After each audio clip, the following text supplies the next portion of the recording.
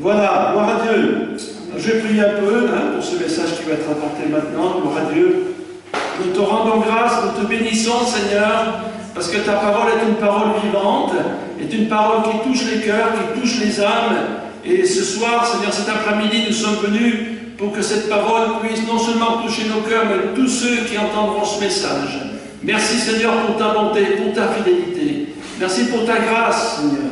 Que cette parole puisse être conduite par toi, qu'elle puisse être inspirée par toi, Seigneur.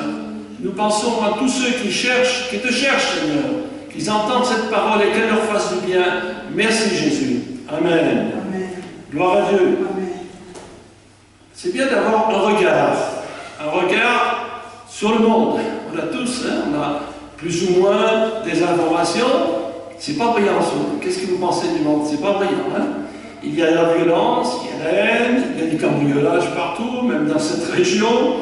Et il y a vraiment, on peut dire, le mal, l'iniquité qui grandit chaque jour. Ça ne nous fait pas plaisir tout ça. Et voilà, il y a le mal, il y a le péché, et certains pourraient dire, mais Dieu, que fait-il?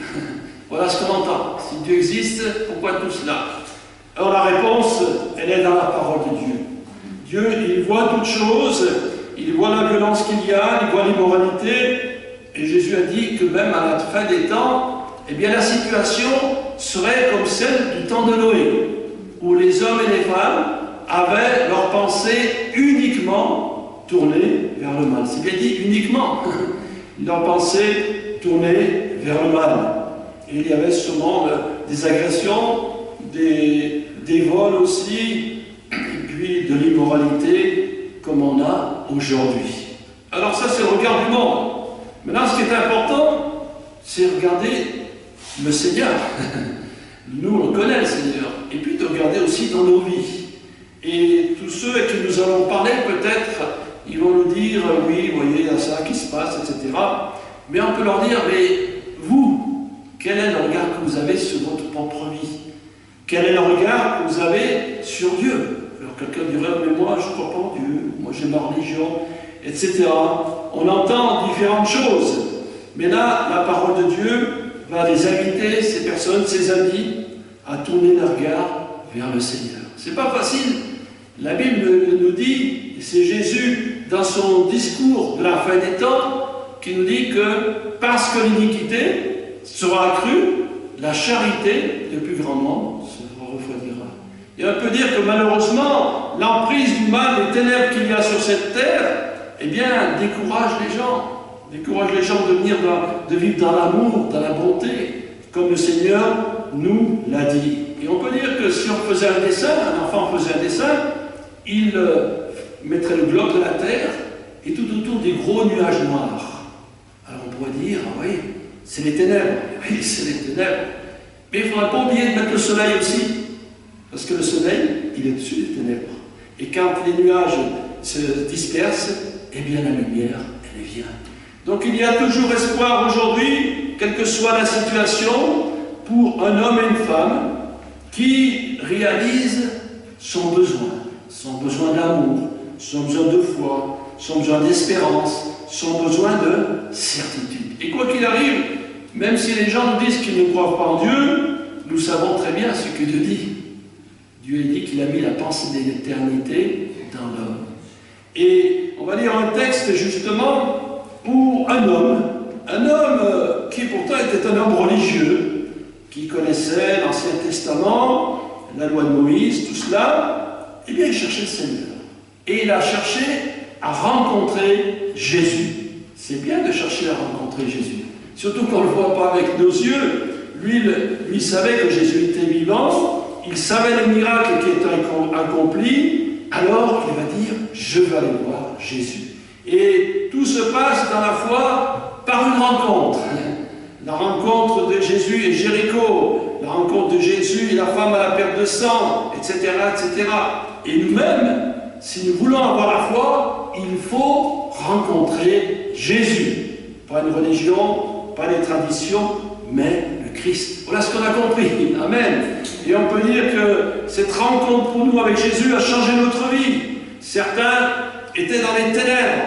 Et combien les aumôniers qui vont dans les prisons rencontrent des hommes hommes et des femmes qui sont des criminels. Et pourtant ces hommes qui sont vraiment, ils ont commis des actes épouvantables, Dieu ne les rejette pas. Et beaucoup se tournent vers Christ. Et beaucoup voient leur vie transformée. Ils étaient passés de la haine à la violence. Avec le Christ, ils ont maintenant la paix, l'amour, la foi et l'espérance. Quel changement extraordinaire! Donc cet homme qui s'appelle Nicodème, il vient voir Jésus. Et peut-être qu'il voulait un peu discuter avec lui, mais Jésus, lui, il va direct au but. Il ne perd pas de temps. Hein. Nous, on discute souvent, on discute sur les choses de Dieu, mais Jésus, lui, il sait qu'il y a quelque chose d'important pour cet homme Nicodème. Ce qui est important, c'est qu'il connaisse l'amour de Dieu. Ce qui est important, c'est qu'il découvre le salut en Jésus-Christ et que sa vie soit transformée. Et apparemment, ça réussit. Nicodème, apparemment, s'est converti. Alors, on va lire ces quelques versets qu'on retrouve dans l'évangile de Jean, au chapitre 3, et à partir du verset 16. On ne va pas lire tout le récit, on va simplement retenir l'essentiel. Voilà, l'essentiel de cet entretien entre Jésus et Nicodème, docteur de la loi. Docteur de la loi, mais qui ne connaissait pas le plus important, l'amour et la grâce de Dieu. Et pour chaque être humain, on peut dire, cher ami, tu as besoin de l'amour et de la grâce de Dieu. Alors lisons dans Jean chapitre 3, au verset 16, Dieu a tant aimé le monde qu'il a donné son Fils unique, afin que quiconque croit en lui ne périsse point, mais qu'il ait la vie éternelle. Dieu, en effet, n'a pas envoyé son Fils dans le monde pour qu'il juge le monde, mais pour que le monde soit sauvé par lui. Celui qui croit en lui n'est point jugé. Mais celui qui ne croit pas est déjà jugé parce qu'il n'a pas cru au nom du Fils unique de Dieu. Et ce jugement, c'est que la lumière étant venue dans le monde, les hommes ont préféré les ténèbres à la lumière,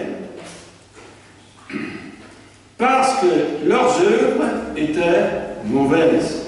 Car quiconque fait le mal est la lumière et ne vient point à la lumière, de peur que ses œuvres ne soient dévoilées. Alors, il est question là de lumière et ténèbres. Bien sûr qu'on ne peut pas bien comprendre, c'est un langage spirituel, mais il est vrai que les hommes ont préféré les lumières à la ténèbre. Pourquoi? Parce qu'ils savent qu'il y a un Dieu et ils veulent garder leur vie de péché. Voilà, ils savent qu'il y a un Dieu, mais ils ne veulent pas abandonner leur péché. Quel dommage! Quel dommage de vraiment être dans cette situation. Quand on parle avec beaucoup de personnes, ils disent « moi je crois en Dieu ». Oui, ils croient en Dieu, mais ils ont des liens, et ils ont quelque chose qui les empêche de s'approcher de Christ. Et voilà le drame. Il y a un conflit entre le cœur de l'homme, qui est souvent dans les ténèbres, et la lumière de l'Évangile qui veut les arracher, qui veut les conduire au Christ. Il y a un combat spirituel. Et malheureusement, beaucoup de personnes ne comprennent pas qu'on a la possibilité de gagner ce combat. Non pas avec nos forces, mais avec l'aide et la puissance du Saint-Esprit. Amen. Donc, voilà l'obstacle qui empêche certains de s'approcher de Dieu.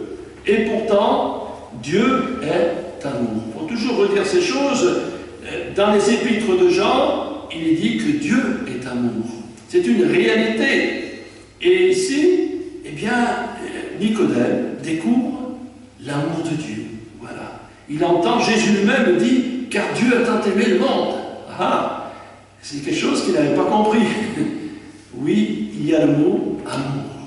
Dieu aime le monde, malgré son péché, malgré sa misère, malgré sa déchéance, malgré sa laideur.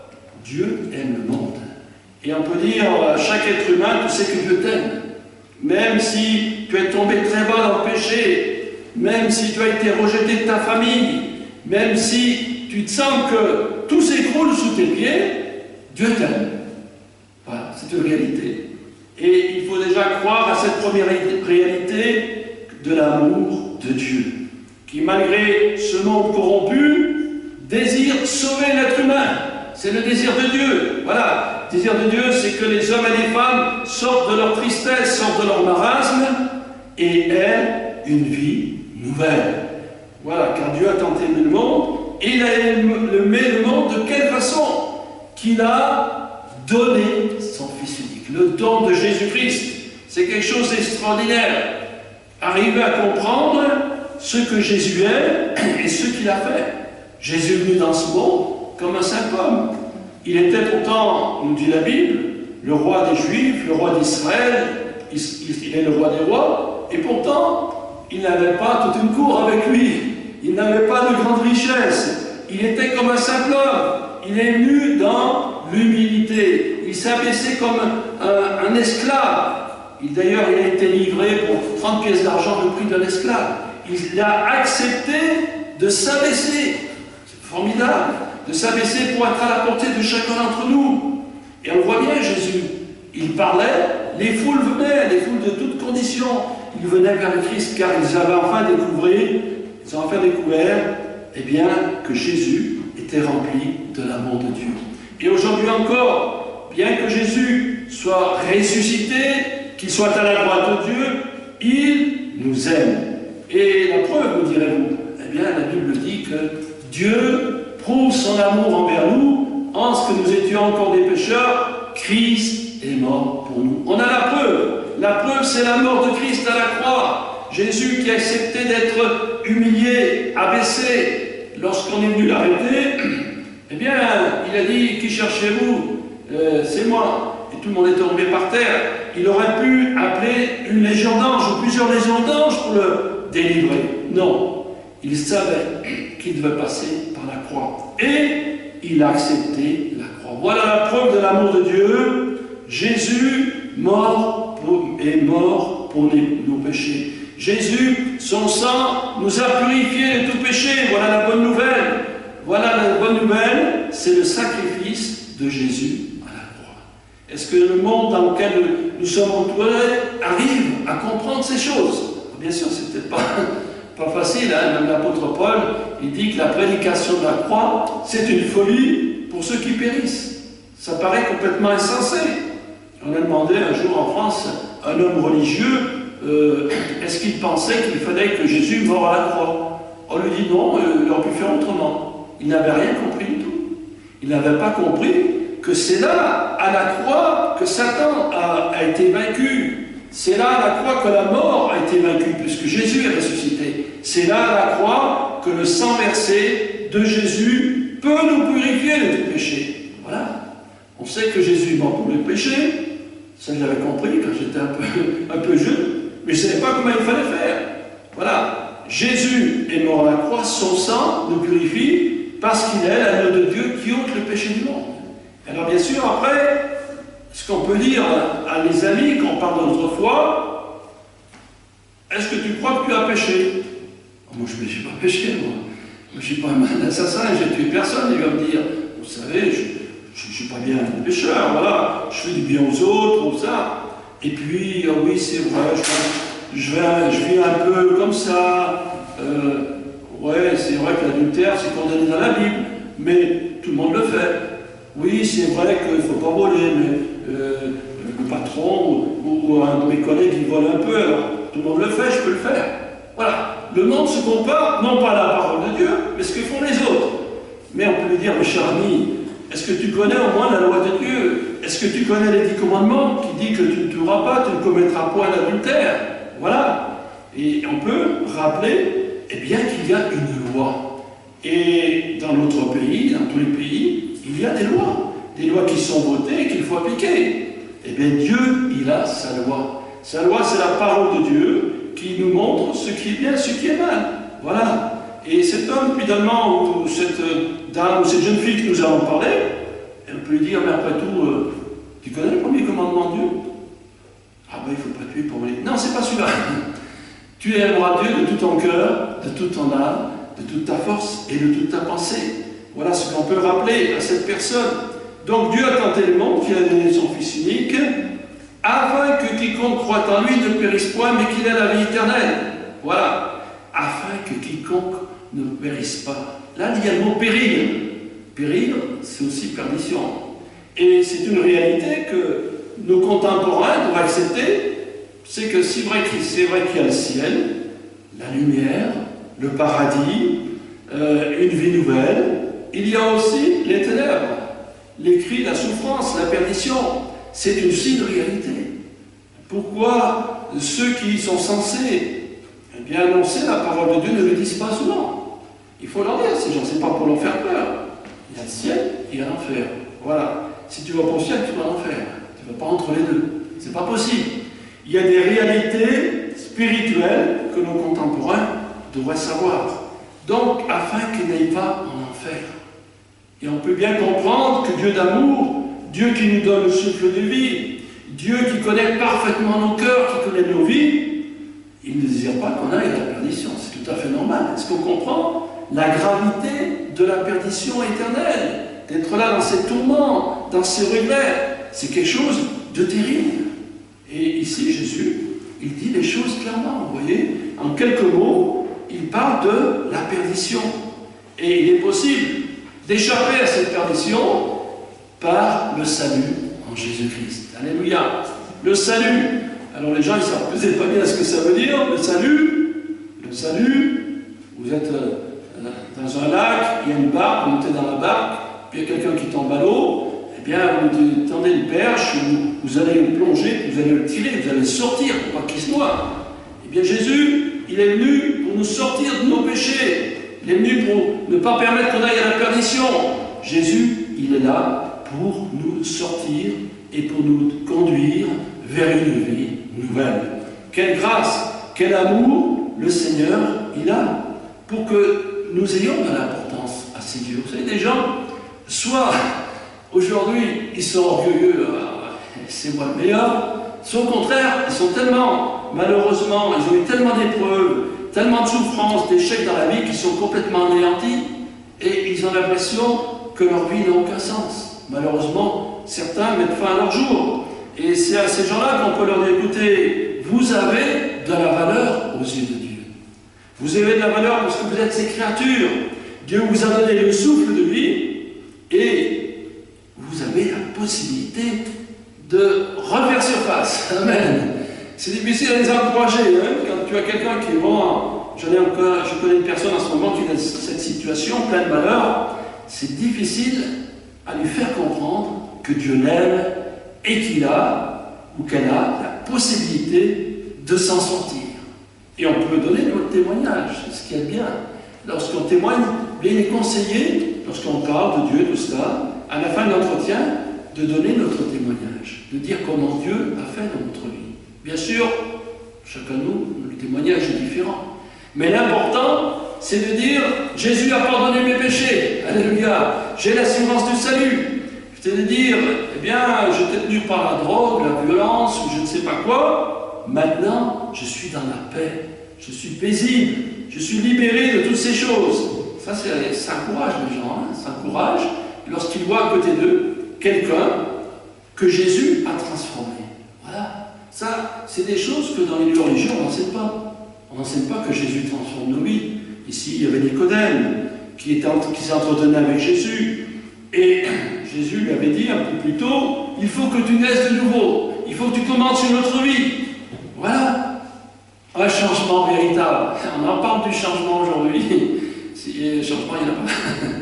Il n'y a pas de changement réel. Mais en ce qui concerne notre vie spirituelle, le salut, nous pouvons vivre une expérience extraordinaire. Et le mot n'est pas trop court. Extraordinaire. Donc il est bien dit, Jésus vient de dire ici à Nicodème, celui qui croit en lui ne périsse pas. Qu'est-ce qu'il a dit? Celui qui croit en Jésus. Croire comment? Ah ben je sais que Jésus. C'est un prophète, quand on parle avec des amis de différentes religions, oui, Jésus c'est un prophète. Mais croire, c'est pas simplement qu'il existe. Le mot là qui est employé, croire c'est adhérer. Croire c'est s'attacher. Non seulement je sais que Jésus c'est le Sauveur, mais je m'attache à lui. Et encore plus loin, je lui donne mon cœur et ma vie. Alléluia. C'est ça qui est important. Croire, c'est je m'engage avec le Christ. Croire, c'est je lui donne mon cœur, afin qu'il le change. Voilà, j'avais un cœur où il y avait le péché, où il y avait les échecs. J'ai un cœur où il y avait beaucoup de meurtrissures, mon cœur a été brisé par des épreuves de toutes sortes. J'ai cru en Jésus, hop, mon cœur est dégagé. Alléluia. Quelle joie que l'on chante de marcher avec Jésus, c'est une réalité. Nous sommes paisibles, nous avons l'espérance. Nous pouvons dire, je sais que mon nom est inscrit dans le livre de vie. On ne le dit pas parce que vous allez me dire, c'est la méthode Coué, je répète. Non, on le dit parce que dans nos cœurs, le Saint-Esprit rend témoignage que nous sommes ses enfants. Amen. Et c'est formidable cela d'être les enfants du Seigneur. Alors invitons nos amis non seulement à croire au Seigneur, mais à croire en sa parole. Et puis, s'attacher à lui. Amen. Un jour, je prends la décision, Jésus, maintenant tu seras le premier dans ma vie, et je te donne toute ma vie. Amen. Ne périsse point, mais qu'il ait la vie éternelle. Ah, c'est un petit truc, la vie éternelle. Hein. La vie éternelle, c'est quoi? Eh bien, c'est la vie du Seigneur en nous, qui commence quand je donne mon cœur à Jésus, quand je lui demande pardon pour mes péchés, bien sûr, quand je me repens de mes péchés, et quand j'accepte le Christ, et qui va se prolonger toute ma vie jusque dans le ciel et l'éternité. C'est formidable. La vie éternelle commence maintenant. Maintenant que j'ai donné mon cœur à Jésus, eh bien, je peux petit à petit voir une transformation dans ma vie, et progressivement, eh bien, cette vie éternelle, elle va me suivre, et je serai avec lui dans le ciel. Alléluia. Et puis il y a ce verset 17, Dieu en effet n'a pas envoyé son Fils pour qu'il juge le monde, dans le monde, pour qu'il juge le monde, mais pour que le monde soit sauvé par lui. Alors, là aussi, il y a des craintes, voilà, on craint que Dieu est un Dieu sévère, que Jésus, il est sévère, qui va nous juger, qui va nous condamner. Non, Jésus n'est pas venu pour ça, Jésus est venu pour nous sauver. Par contre, il y aura quand même un jugement, le jugement dernier qui est dans la Bible, pour tous ceux qui rejettent la grâce de Dieu, pour tous ceux qui croient s'en sortir. Ma vie, je vis dans le péché, comme ci, comme ça, tout va bien, personne ne m'a vu. Le Seigneur, il voit toutes choses, attention. Et le Seigneur, il connaît nos actes, il connaît nos paroles, et un jour, il y aura un jugement. Mais par contre, quand j'accepte Jésus-Christ, qu'est-ce qu'il est dit? Il n'y a plus de condamnation pour ceux qui sont pour Jésus-Christ. J'ai accepté Jésus, il a pardonné mes péchés, et bien je ne suis plus condamné, formidable. De la manière que je vais marcher maintenant convenablement avec le Seigneur, je vais avoir une assurance, et ma foi va s'établir, et je vais être de plus en plus convaincu de l'amour et de la grâce de Dieu. Car toutes ces choses se réalisent par la grâce de Dieu. Comme j'ai dit tout à l'heure, nous sommes tous pécheurs, nous ne méritons rien, mais Dieu dans son amour et dans sa grâce, eh bien, il désire nous sauver. Alors que plusieurs qui sont hésitants acceptent le Christ dans leur vie, que plusieurs qui n'ont pas encore bien compris, comme Nicodème, il n'avait pas compris ces choses. Pourtant, dans l'Ancien Testament, il y a des textes, comme dans le livre d'Ézéchiel, qui disent que je changerai leur cœur de pierre, je mettrai un cœur de chair, qui nous parlent de cette nouvelle naissance. Il n'avait pas compris. Mais lui, Nicodème, en entendant ce message, il s'est tourné vers le Christ. Amen. Il s'est tourné vers le Christ car il a vraiment compris l'amour et la grâce de Dieu. Alors ne doutons pas de l'amour de Dieu, qui que nous soyons, et même ceux que nous rencontrons autour de nous, qui se sont égarés, qui sont semblables au fils prodigue, pour dire écoute, à ce moment c'est pas bien, tu es dans une situation mauvaise, mais sache que tu peux connaître beaucoup mieux.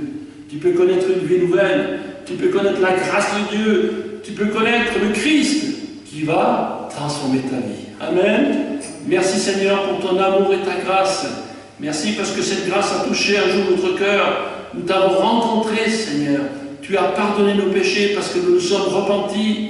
Tu nous as donné l'assurance du salut. Tu mets dans nos cœurs Seigneur ton Saint-Esprit, la vie éternelle. Tu nous remplis de ta présence, de ton esprit, de ton amour. Tu nous donnes cette espérance qu'un jour bientôt nos yeux te verront. Oh que c'est beau Seigneur, quel bonheur, quelle joie, Quelle grandeur de cet amour. Il permet que, autour de nous, dans nos familles, dans nos amis, parmi les gens que nous rencontrons, beaucoup acceptent l'amour de Christ, qui va changer leur vie et qui va permettre qu'un homme et une femme qui est détenu par les ténèbres puissent être délivrés au nom de Jésus et puissent connaître l'amour et la grâce de Dieu. Amen. Que Dieu soit béni.